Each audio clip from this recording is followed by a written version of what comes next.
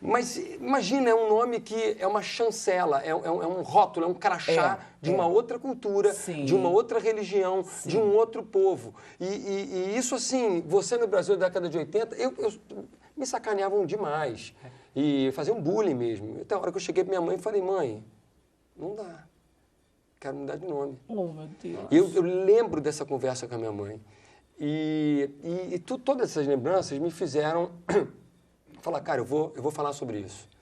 Eu vou falar sobre a minha inabilidade em aceitar a minha herança cultural na minha infância. E que é o maior tesouro que a gente pode ter, sabe? Aceitar quem a gente é, a nossa identidade. E eu falo muito isso, que um nome não é só um nome. É a jornada dos que vieram antes de você e dos que virão depois de você. Claro. Sabe, muita gente passou dificuldade, muita gente se encontrou, se desencontrou, muita gente riu, chorou, amou para chegar até você. E esse legado, essa herança, tá aqui. Com certeza. A gente é fruto Lindo. disso. É. E isso sempre me tocou muito. Eu falei, cara, eu preciso falar sobre isso. Porque eu tinha essa dívida comigo, sabe?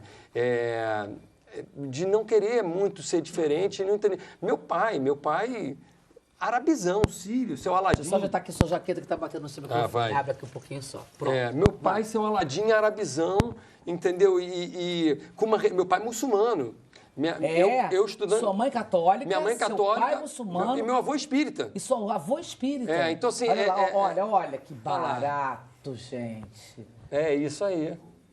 Olha que barato. Isso aí foi seu Aladim na divulgação de Órfãos da Terra, que era uma novela que eu fazia. Bentinho, Ana Flor. Sim.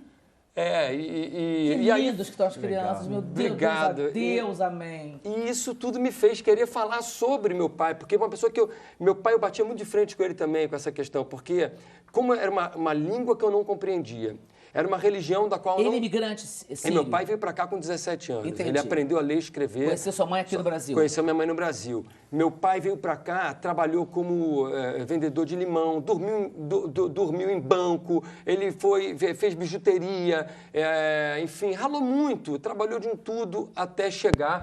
E sempre me fascinou, sabe, pensar no imigrante como aquela pessoa que abandona a sua terra.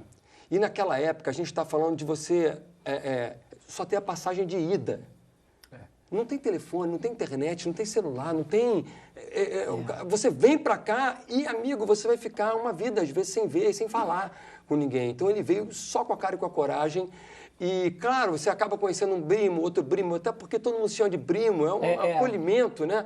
Mas é muito difícil. Eu penso assim, cara, será que eu teria essa coragem de abandonar a minha gente, a minha terra, o meu chão, aquilo que me dá pertencimento e tentar a vida em outro lugar por necessidade, para ganhar a vida, para tentar... Ele teve. Ele teve. E é por isso que eu estou aqui hoje. Claro. E eu falei, cara, eu preciso falar sobre isso. Você quis reverenciar, é uma maneira de reverenciar também toda a tua história familiar, Com certeza. E eu levei 2 anos escrevendo esse texto, pensando... Não vou falar. Porque você que escreveu? Fui eu que escrevi. O monólogo? Meu Remédio? Meu Remédio é um texto meu. Ah, e eu fiquei colocando essa minha... Eu conversei muito comigo criança, comigo adolescente, Sim. revivendo tudo isso. E por várias vezes eu desisti no meio do caminho de falar. Eu falei, não vou fazer sobre... quem vai querer escutar sobre isso? É idiota, não vou falar sobre mim, é muito pessoal. Não vou. Por que eu vou? Eu não queria que fosse uma autocelebração da minha vida. Entendi. Eu queria que fosse um acerto de contas. Eu queria que fosse realmente expor a minha inabilidade e que é normal ser diferente, claro, e que é bom ser diferente, e que isso é a nossa riqueza. E aí eu fui estruturando esse texto, mas eu levei 2 anos com muito medo, e o João Fonseca, meu diretor... Maravilhoso, amicíssimo. Eu preciso falar, João foi a pessoa que me deu a mão desde as primeiras linhas e falou, Mohamed, se você está querendo falar sobre isso, se você começou a falar... por favor, aqui, o microfone que o senhor está... Se você começou a falar sobre isso, se você colocou isso no papel, é porque você precisa falar. E ele não me deixou desistir. Com certeza. Por várias vezes eu quis desistir do texto e ele não me deixou.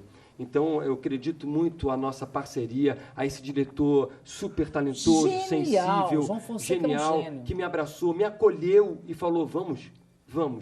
E eu construí esse texto e a gente está sendo muito feliz com ele. Mohamed, porque você fala dessa questão que foi do seu pai, do deslocamento, né? Isso, se você olhar para o Brasil, você tem diversos tipos de histórias de deslocamentos e então, mesmo sendo um deslocamento específico, esse de uma pessoa que sai da Síria e vem para o Brasil, ela acaba encontrando outros tantos deslocamentos, como desde os deslocamentos forçados de africanos, até de outros como de italianos, portugueses, espanhóis. Então, uma história que, com certeza, acaba tocando outras tantas pessoas, mesmo que não conheçam a sua cultura. Né? Exatamente isso. É muito legal, porque é uma história super pessoal, mas que eu acabei sendo extremamente plural.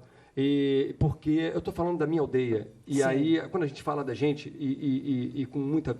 assim, eu fui muito sincero e tentei ser o mais absolutamente honesto e verdadeiro com as minhas deficiências e com os meus medos, com as minhas angústias.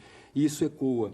E quando eu percebi, eu não estou falando de mim, eu estou falando de Brasil, como o Ernesto está falando aqui. Certeza. A gente está falando dessa pluralidade, desse tecido social e cultural que dá a gente essa riqueza que a gente tem na nossa cultura, na nossa gastronomia, na nossa indústria, no nosso comércio, essa relevância que a gente tem, essa força da nossa identidade. Nós não somos A, B, C, D, nós somos a mistura de tudo isso e que forma esse caldeirão delicioso que é a nossa diversidade. Essa diversidade, exatamente. Então,